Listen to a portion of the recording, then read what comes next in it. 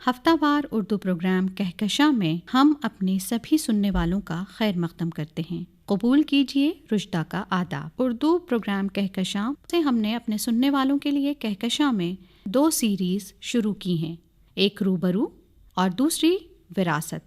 आज रूबरू में भोज यूनिवर्सिटी के vice chancellor doctor Tariq Zafar से जनाब रईस सिद्दीकी की बातचीत। सामईन, इल्म एक नूर है, रोशनी है और ये किरण तन्हा जुल्मत पर भारी होती है। दौलत कारून और फिरौन की विरासत है, जबकि इल्म अंबिया और पैगंबर की मीरास। सामईन, आपने अंदाजा तो लगा ही लिया होगा कि आज इल्म हासिल करने की बात की जाएगी, और इस दौर में इल्म हासिल करने के लिए चीन जाने की जरूरत नहीं, बल्कि घर बैठे हम ओपन यूनिवर्सिटी के जरिए तालीम हासिल कर सकते हैं।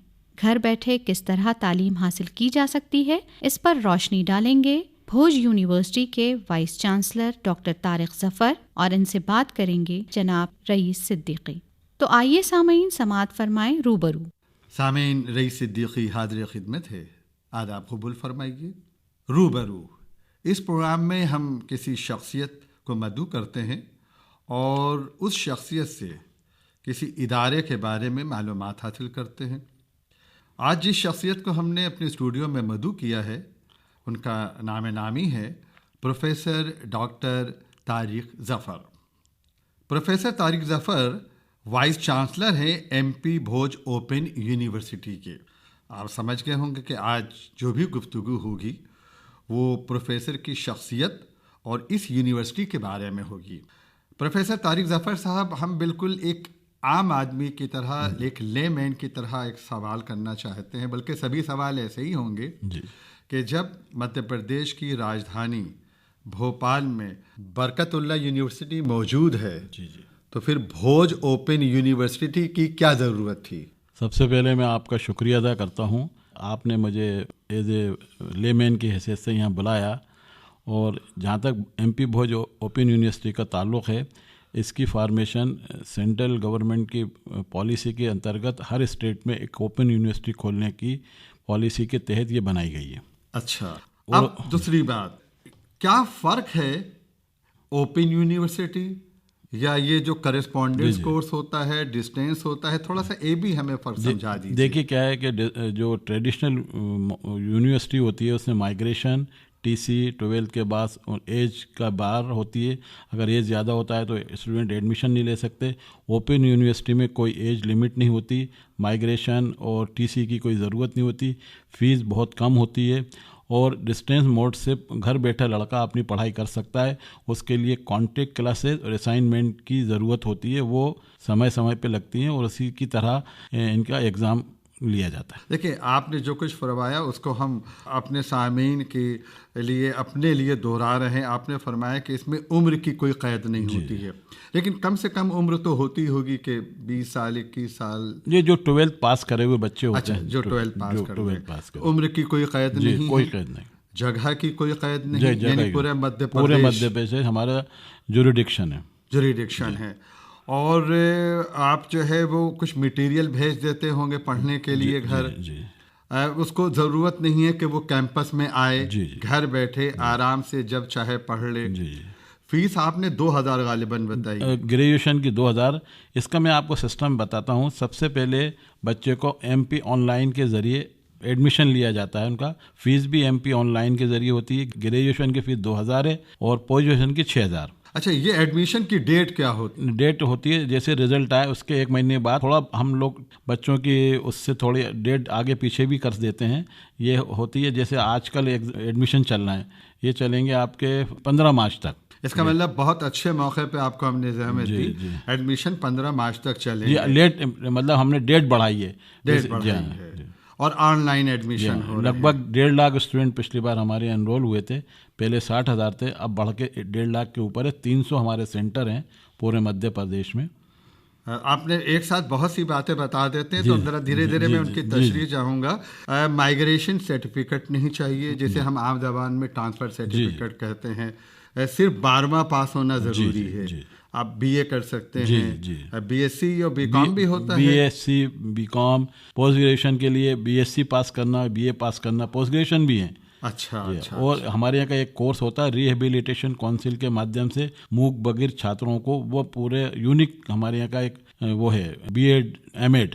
आप कम लफ्जों में बहुत ज़्यादा मालूमात दे रहे हैं, तो मुझ जैसे लोगों के लिए ज़रूरी है कि बार बार हम दोहराएं। यानी आप फरमाना ये चाहते हैं कि आपके वहाँ स्पेशल एजुकेशन के तहत बीएड स्पेशल कोर्स चलता है, और ये जो सुन नहीं सकते, जो देख नहीं सकते, उनके लिए है, सिर्फ उन्हीं के लिए, या उनके लिए भी जो इस शोबे में काम करते हैं? जो इस शोबे में काम कर रहा, मोस्टली उन्हीं लोगों के लिए रिहेबिलिटेशन काउंसिल ऑफ इंडिया के अंडर हमारा ये काम चलता है। उनसे मान्यता प्राप्त है, बीएड एमएड और जो भी कोर्स है ये हर जगह से ये रिकॉग्नाइज है, हर जगह से, मतलब रिहेबिलिटेशन काउंसिल से होता है। जी जी। तो क्या मुलाजमत मिल जाती है? मिल जाती है। इसमें हमारे प्लेसमेंट जो पूरे वर्ल्ड में एलुमिनाई जो हमने अभी वो करा, पूरे वर्ल्ड में ये बच्चे हमारे यहाँ जब से कोर्स बना, इसी की वजह से इस यूनिवर्सिटी को मेगा यूनिवर्सिटी का दर्जा दिया गया था पहले। इस यूनिवर्सिटी में कंप्यूटर साइंस, जी कंप्यूटर का है, हमारे डीसीए है, पीजीडीसीए, ये सब कोर्सेज हैं। संस्कृत पढ़ाई जाती है? संस्कृत बीए में है, एमए में है, उर्दू है, अरबी है। जी अरबी भी है? जी। उर्दू भी है? जी। पीएचडी का कोर्स होता है? जी पीएचडी का क्या है, पहले हमारे यहाँ सेंट्रल गवर्नमेंट की तरफ से एक नोटिफिकेशन आया था कि ओडीएल यूनिवर्सिटी में जिन्होंने पीएचडी करी है वो रिकॉग्नाइज नहीं है, लेकिन हमारी यूनिवर्सिटी में वो पीएचडी का कोर्स ट्रेडिशनल मोड के ज़रिए हुआ था 2009 के रेगुलेशन के तहत, और हमें अभी यूजीसी ने परमिशन भी दे दी है पीएचडी कराने की। आपने फरमाया परमिशन दे दी, लेकिन मुझे याद आ रहा है किसी अंग्रेजी अखबार में भोज एमपी भोज ओपन यूनिवर्सिटी की पीएचडी को इनवैलिड करार दिया गया था। वो ऐसा थोड़ा सा कन्फ्यूज़न है। क्या हुआ था कि गवर्नमेंट को यूजीसी ने आज से 5 साल पहले एक लेटर लिखा था कि जितनी भी ओडीएल यूनिवर्सिटी इंक्लूडिंग इग्नो, इनकी जो पीएचडी है वो वैलिड नहीं है। अच्छा, इग्नू की भी नहीं? इग्नू की भी। उसके बाद रिप्रेजेंटेशन हुआ तो हमारी भोज ओपन यूनिवर्सिटी ने जो पीएचडी कराई है वो ट्रेडिशनल मोड 2009 के रेगुलेशन के तहत कराई है। तो अब आपके वहाँ जो पीएचडी लोग करें उनको इत्मीनान रखना लेकिन चाहिए। मैं अभी चाह रहा हूँ थोड़ा शिक्षकों की अपॉइंटमेंट हो जाए, उसमें शिक्षकों की मतलब उस यूनिवर्सिटी में होना ज़रूरी है, उसी ब्रांच में जिसमें वो पीएचडी कर रहा है छात्र। दरअसल अभी ये कमी है। इसको आप कैसे पूरा करेंगे? इसकी हमने कोशिश करी, इंटरव्यू करे हैं टीचरों के। 27 टीचरों की हमारा प्रोसेस हो गया है। अगर 27 टीचर डिफरेंट सब्जेक्ट्स के हैं, कॉमर्स के हैं, एमबीए के हैं, ऐसे डिफरेंट सब्जेक्ट, कंप्यूटर के, इंजीनियरिंग, तो हम अभी नहीं कराएंगे। इन सब सब्जेक्ट में जब टीचर अपॉइंट हो जाएंगे तो पीएचडी की प्रोसेस यूजीसी के नियम के अनुसार शुरू किया जाएगा। अभी जितने लोग आपके वहाँ से पीएचडी कर चुके हैं वो किन सब्जेक्ट्स में की है? हमारे यहाँ सभी सब्जेक्ट में। अच्छा, आपका बरकतुल्लाह यूनिवर्सिटी से भी ताल्लुक़ रहा है, आप उसमें कोऑर्डिनेटर रहे हैं, डीन रहे हैं, और एडमिन में भी हेड रहे हैं।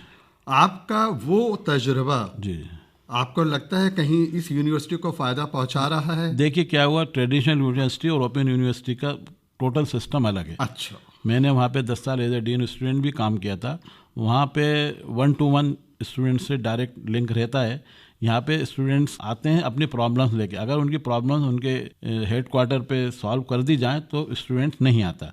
मेरा सोचना ये, कोई भी स्टूडेंट मध्य प्रदेश से आए उससे वाइस चांसलर को, मेरा काम का तरीका ये है, मैं चाहता हूँ जो बच्चे यूनिवर्सिटी में मौजूद हैं उनसे 1-to-1 उनकी प्रॉब्लम्स समझी जाए, उनके हेड क्वार्टर पे हल किया जाए। ये सिर्फ आपका नारा है या वाकई अमली तौर पे कुछ नहीं? ये आप भी मालूम कर सकते हैं। मैं 4 साल से जो हो रहे हैं मेरे वाइस चांसलर, तो उससे पहले इस यूनिवर्सिटी का क्या रूप था आप खुद मालूम करें।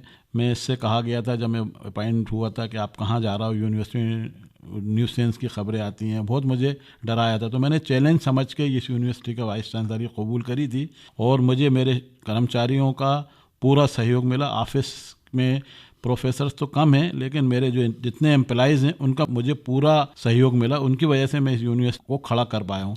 4 साल यानी आप 2013 में शायद अपॉइंटमेंट हुआ।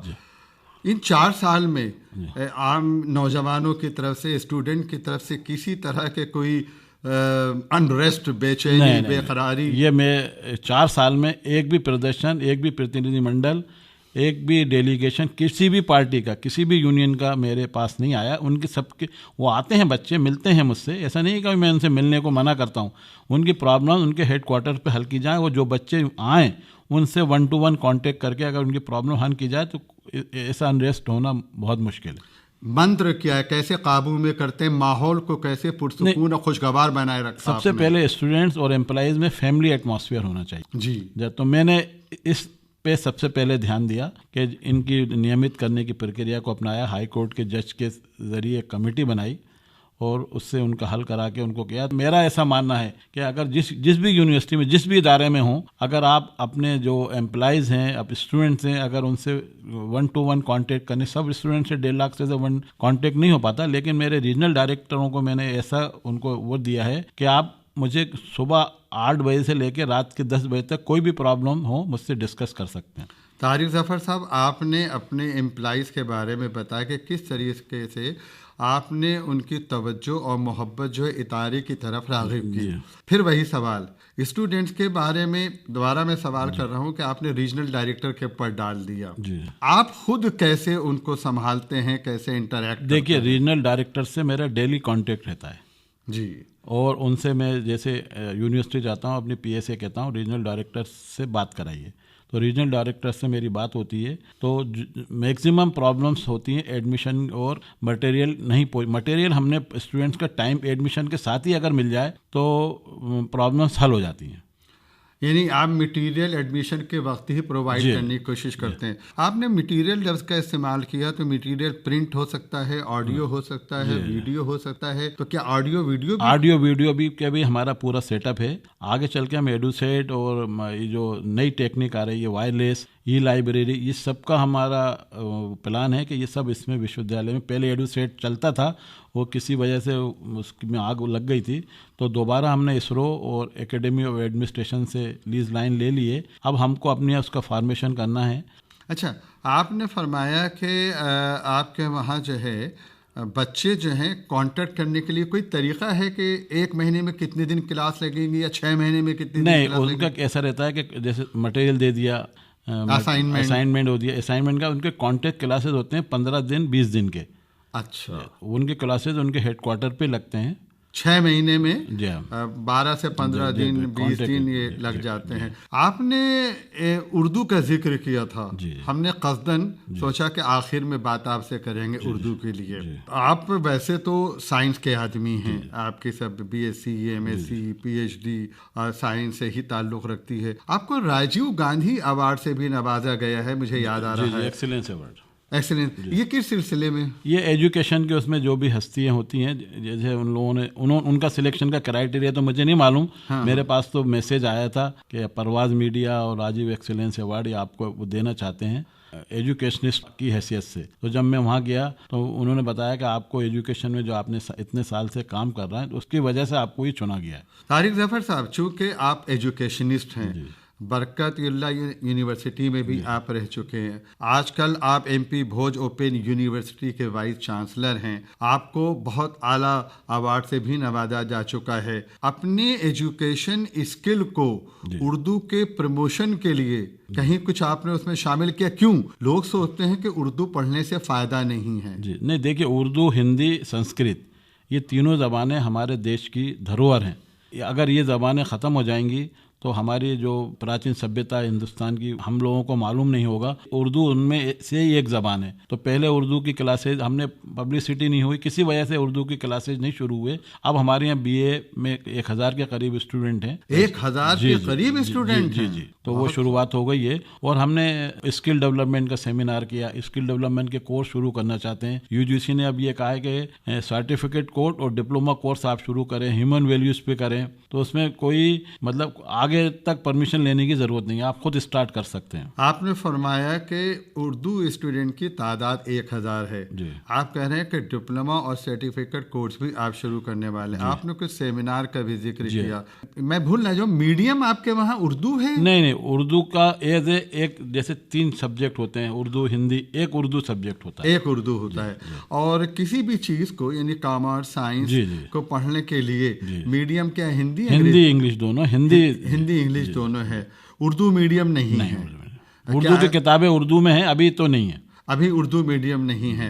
उर्दू वाले अगर जदीद तालीम से जो है वो शाना बाशाना उनकी ट्रेनिंग हासिल करके रोजगार हासिल करना चाहें, कोई ऐसा प्रोग्राम है आपके? नहीं, अभी हमें स्किल डेवलपमेंट के सर्टिफिकेट शुरू करना है। वो मदरसा बोर्ड जो है मध्य प्रदेश मदरसा बोर्ड से हमारा उससे MOU हुआ है कि जितने भी मदरसा बोर्ड जो स्टूडेंट्स हैं, जितने भी मदरसे मध्य प्रदेश में हैं, वो जामिया मिल्लिया अलीगढ़ के जो एलिजिबिलिटी क्राइटेरिया के जैसे उन यूनिवर्सिटी ने शुरू किया है, वैसे हमसे MOU करके अपने बच्चों को आगे की तालीम दिला सकते हैं। इससे स्कोप बढ़ जाएगा कि यानी उर्दू के स्टूडेंट या जो उर्दू के भी और मदरसा के बच्चे जो बिल्कुल हाफिजा कुरान पाक पढ़ने के बाद आगे की तालीम नहीं ले पाते, तो उनके लिए मौके दिए जाएं। कंप्यूटर के कोर्सेज भी शुरू किए जाएंगे उनकी। उर्दू की जब बात होती है तो जब तक उर्दू के सेमिनार और मुशायरे और मौसीकी का जिक्र ना हो अधूरी सी रहती है, तो कुछ इस तरफ तवज्जो दी आपने? सबसे पहले जब हमने ज्वाइन किया था, सबसे पहले एक सेमिनार है उर्दू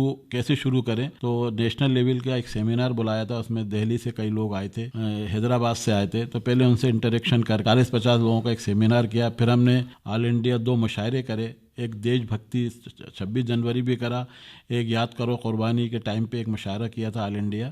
इन मुशायरों का मकसद क्या था? मुशायरे का मकसद ये था कि हमारे यूनिवर्सिटी के उर्दू पढ़ने वालों को ये मालूम हो कि हमारे उर्दू शुरू हो गई, और इसके साथ साथ जो जज्बा कुर्बानी है मुल्क के लिए उसको याद करना और हुब्बुल वतनी के जज्बे को पैदा करना है। और बस एक आखिरी सवाल, मंसूबे क्या हैं एक वाइस चांसलर की हैसियत से तारिक जफर साहब MP भोज ओपन यूनिवर्सिटी के लिए? देखिए, मेरा तो सोचना ये है कि MP भोज यूनिवर्सिटी जितने भी ODL यूनिवर्सिटीज़ हैं, 13 ODL यूनिवर्सिटी, इग्नू के बाद कम से कम MP भोज यूनिवर्सिटी का नाम पूरे इंडिया में नंबर 1 पे आए। और मेरी कोशिश ये है कॉमनवेल्थ की जितनी यूनिवर्सिटी उसमें भी हमारा नाम आगे आए। तारिक जफर साहब, मेरी भी यही ख्वाहिश, बल्कि खुदा से दुआ कि आपकी कोशिशें जो है वो कामरानी की शक्ल इख्तियार करें, आपको कामयाबी मिले। बहुत बहुत शुक्रिया प्रोफेसर डॉक्टर तारिक जफर साहब। आपका भी बहुत बहुत शुक्रिया, आपने मुझे यहाँ बुलाया और रूबरू होने का मौका दिया। नवाजी, शुक्रिया। अभी आप सुन रहे थे रूबरू में भोज यूनिवर्सिटी के वाइस चांसलर जनाब तारिक जफर से जनाब रईस सिद्दीकी की बातचीत।